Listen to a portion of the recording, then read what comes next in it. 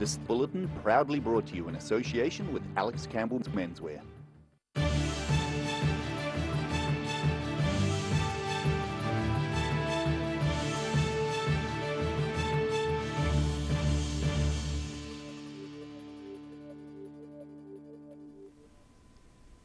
Kia ora, tēnā koutou katoa, good evening, ko Melissa Barton aho. Repairs to the flood-damaged Ashburton Bridge are now complete. Part of the bridge had visibly slumped following heavy rains in May this year. The State Highway 1 bridge, spanning the Ashburton River between Ashburton and Tynwald, has now been repaired after officials were alarmed by slumping of the bridge following severe flooding earlier this year. New Zealand Transport Agency System Manager Mark Pinner says it didn't take long to find out what had gone wrong. In the big floods in May, obviously had a huge amount of water coming through here, and with that water we got a lot of dead trees, broken limbs, etc. They basically log jammed on one side of the bridge at the northern end, which funneled the high volume even further towards the pier behind us. And basically that meant that there's a lot more water funneling that area, which scoured the bottom of the pier, and basically that just meant that it lost some of its support. That dropped, and with it the bridge above dropped as well. The slumped pier of 7 piles has been left in place, and $500,000 has been spent on propping the top of the pier back up to the correct level. And now we've repaired the bridge, basically because it had sunk. We had to build it back up, so we jacked the bridge up to get it level. We built the bridge back up, as you can see, with a new concrete. With repairs to the 90-year-old bridge now complete and a new seal this last weekend, Pinner says the New Zealand Transport Agency will be monitoring the bridge over the next year to make sure it's not flexing more than it should when heavy loads traverse the span. We're just wary that there still could be some movement, so we put a sensor on it and we can remotely now monitor any movement. Just if there is anything untoward, we can come in quickly and obviously do the necessary work. A program has been put in place for the bridge to be visually inspected during future flooding of the Ashburton River. In Ashburton, the South Today. 3 people have been injured in a crash that closed State Highway 1 near Ashburton today. Fire and Emergency New Zealand says State Highway 1 was closed after a 3-car crash in Tynwald, just south of Ashburton, at about 11:30 this morning. St John says 2 people were seriously injured and another was in a moderate condition. 3 people were trapped in one vehicle but freed in under an hour. The New Zealand Transport Agency says traffic was backed up considerably after the crash. The Pomahaka River catchment is being replanted in native trees. And those involved with the project got together recently to celebrate reaching halfway in what is set to be a 2-year project. Those involved with restoring the river catchment of the Pomahaka River near Tapanui got the chance recently to mark the halfway point of replanting the area with native trees and plants. It's not very often we get all our stakeholders together, so just invited everybody along to celebrate this occasion of having planted 100,000 trees, which is halfway to the end of our project. So just celebrating and making the most of it. That's what it's all about, really. The project started a year ago, and Glenn Riley of Habitat Restoration's Aotearoa says he's impressed with how this last winter alone they planted 70,000 trees. I'm not sure of any other small crews that have achieved so much, so the team's done really well across a range of different projects, so public, private, community groups, iwi. It's been a massive winter.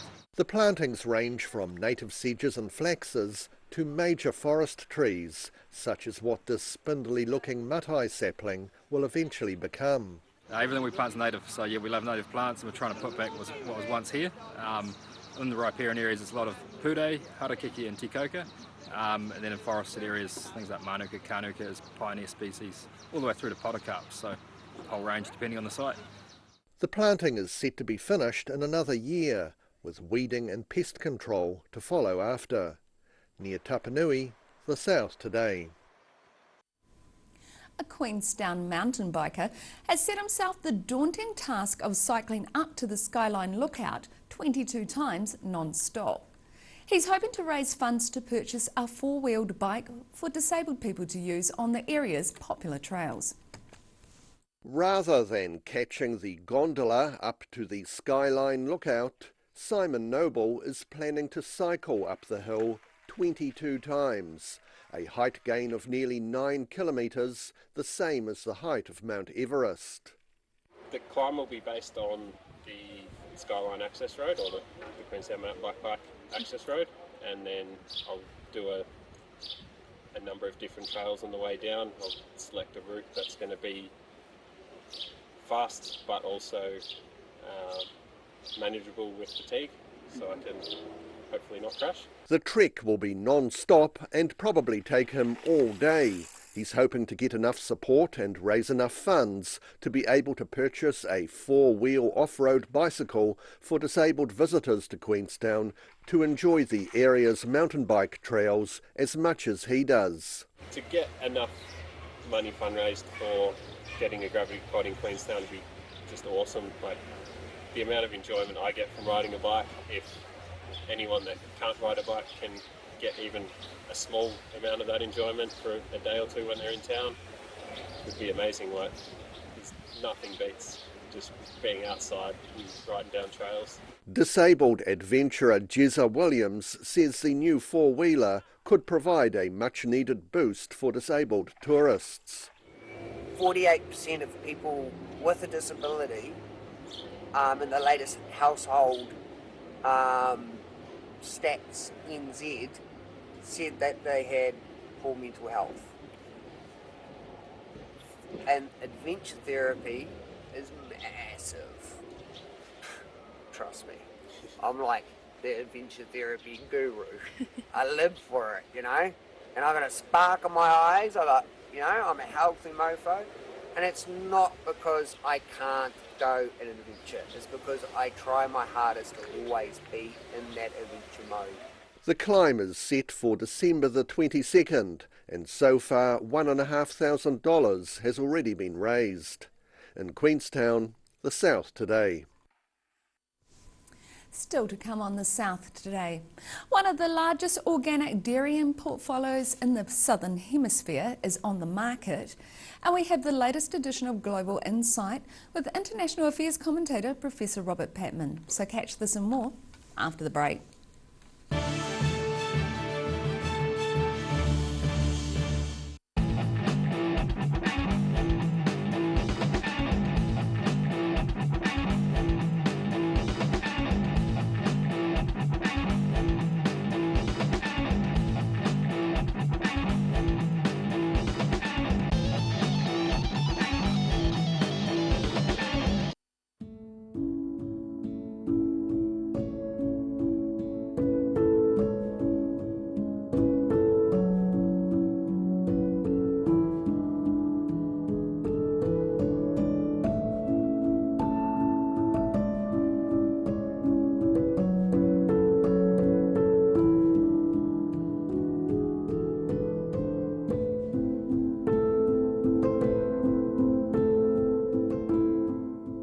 If you're at risk of developing melanoma skin cancer, you owe it to yourself to have a mole map.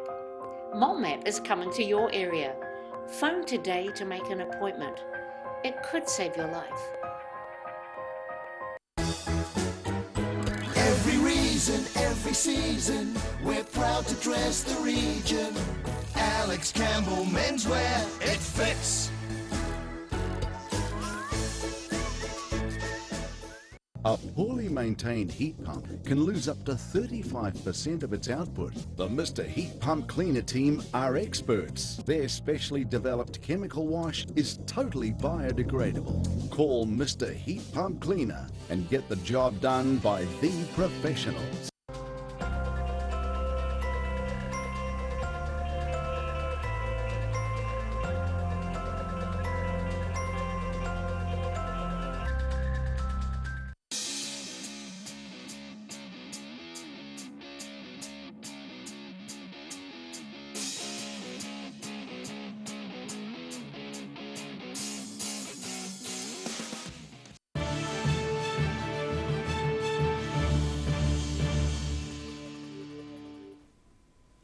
Welcome back.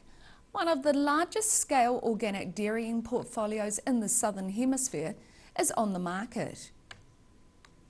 Based in Southland, the farms are owned by Untitled Capital, which is one of Germany's first alternative investment management companies. The farms cover almost 3,000 hectares of land. Bailey Southland says the business has met rigorous compliance thresholds across animal welfare, health and safety, environmental and organic production.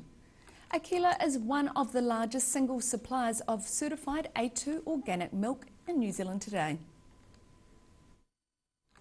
In today's Global Insight, Professor Robert Patman says Vladimir Putin's apparent theft of the Russian elections actually spells bad news for his regime. The international affairs commentator says the price of victory could well erode the authoritarian regime from within. 3 weeks ago, Vladimir Putin apparently stole the Russian elections, and yet we've barely heard anything about it. Welcome, Robert. Hello, Bruce. What did happen in the recent elections? Well, as you said, it's a bit of an underreported story in many respects. These elections involved, I think, 450 seats in the Russian parliament, and the outcome was Mr. Putin's ruling United Russia party won about 50% of the seats available, and the Russian Communist Party came second. But the Russian Communist Party, although it got about 55 seats, it is pro-system, so it wasn't considered as particularly hostile by United Russia. What this means, to cut it very short, is that Mr. Putin, if he wanted to make any constitutional changes, and remember he's running possibly for a 5th term in 2024, will have the numbers to do so in the Russian parliament. What does all of this tell us about where the world is headed? I think there's mixed messages here, Bruce. In the short term, I think many people will see Russia as a darker place than probably a darker place than it's been for more than 2 decades. Mr. Putin has even more consolidated his ever greater power. But in the longer term, I think the result could be quite sobering for Mr. Putin. The reason I say that is that Russian economic growth for a country with such enormous resources is quite disappointing. Just about 2.7% the last 20 years. It's only grown about that rate on average. And in addition, there is a huge problem of corruption. About 20% of Russian GDP is swallowed up in by corruption every year. That, I think, is a smoking gun in the long run. Authoritarian systems often decay within. And I think a deeper malaise is affecting Russia now. And so, although Mr. Putin can take satisfaction that he has got the result he wanted, the efforts he and his political supporters expended in achieving this result will do nothing to win legitimacy for the regime. And in that sense, you know, this system under Mr. Putin, we don't know when or how, but it could collapse like a house of cards. And that's what happens with authoritarian systems. They do not telegraph their problems in advance. Everything is rosy. And according to the regime, any problems in Russia are caused by Western forces. So, yeah, I think this is probably, in the long term, yet another step in the decline of the Putin regime. Thanks, Robert. And thank you for watching. Catch us next time on Global Insight. Noho ora mai. Still to come on the South today. 2 4-wheel drive vehicles are caught driving within 2 metres of protected wildlife, threatening their survival. And we take a look at tomorrow's weather for you. So see you after the break.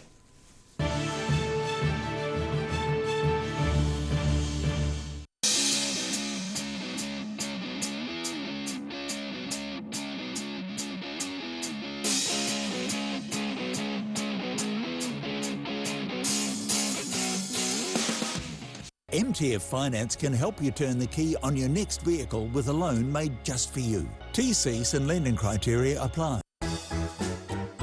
Every reason, every season, we're proud to dress the region.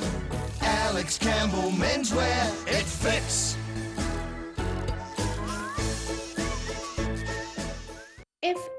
risk of developing melanoma skin cancer, you owe it to yourself to have a mole map. Mole map is coming to your area. Phone today to make an appointment. It could save your life.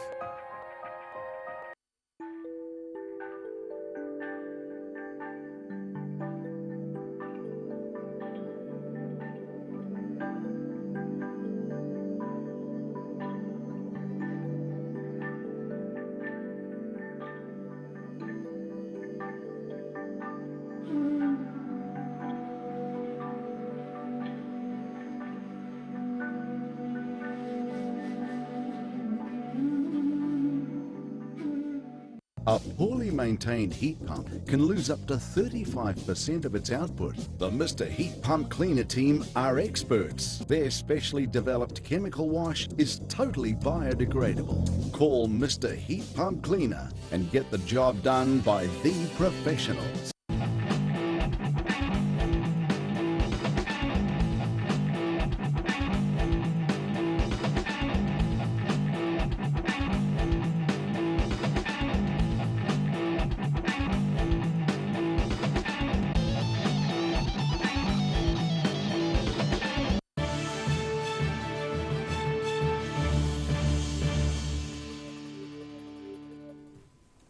Thanks for staying with us. 2 four-wheel drives have been caught driving within 2 metres of nesting ryebills and banded dotterels on the Ashley River near Christchurch.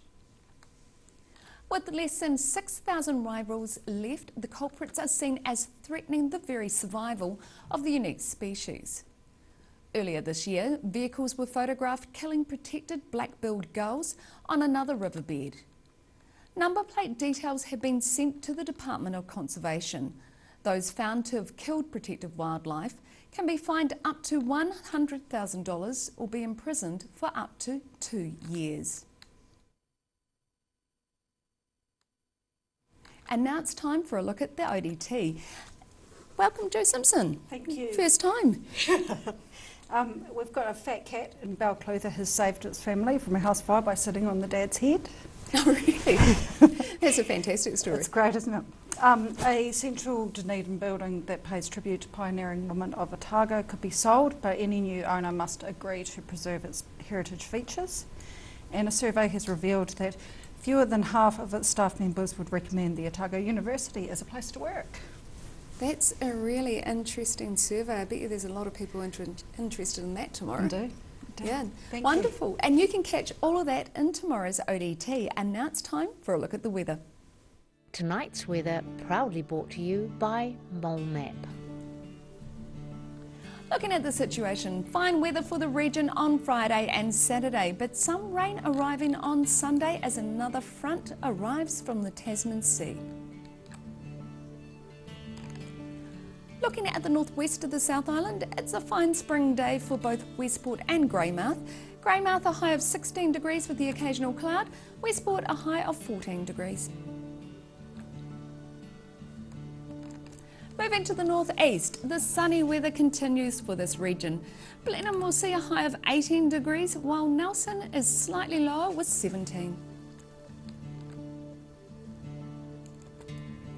Moving down to Canterbury, slightly lower temperatures here, but still mostly sunny with the occasional cloud. Kaikoura, Christchurch and Ashburton, all with a high of 14 degrees. Looking at the southern towns, light southwesterlies, fine weather with a high of 13 degrees for both the Catlins and Balclutha. Lumsden and Gore can expect fine weather also, with light westerlies and a high of 14 degrees. Travelling westwards to the Central Lakes region, light weather and the fine weather for all here continues. 15 degrees for Wanaka and Alexandra, 14 for Queenstown and Tiana. Tiana, your winds tend to be light westerlies. And let's see what's in store for the northern towns. Along the coast, Timaru, afternoon northeasterlies, fine weather and 14 degrees. It's also the same for Oamaru with 13 degrees. Further inland, Twizel and Marama. Light winds, fine weather for you and a high of 15 degrees. And in Dunedin, It's going to be cloudy tonight with an overnight low of 5 degrees. Cloud breaking and sunny periods increasing during the day tomorrow, with the cold southwesterlies finally dying out.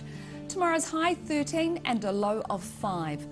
Fine on Saturday with some high cloud. The cloud will increase and lower later in the day with moderate northerlies, looking at a high of 15 and a low of 9. And in Invercargill, clear skies and cold tonight with an overnight low of 2 degrees, so wrap up. Mostly fine and sunny tomorrow with moderate westerlies. Still, you need to wrap up for cool temperatures, looking at a high of 13 and a low of 1. Milder on Saturday with cloud increasing during the day and some rain developing at night. Also expect some fresh northwesterlies, looking at a high of 16 and a low of 10.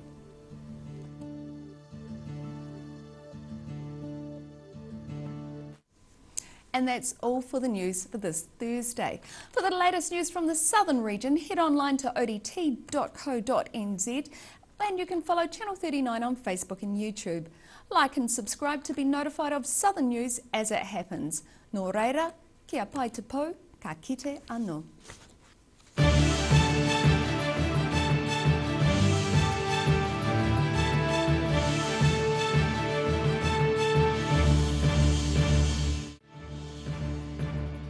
This bulletin proudly brought to you in association with Alex Campbell's Menswear. Supporting local content so you can see more of New Zealand on air.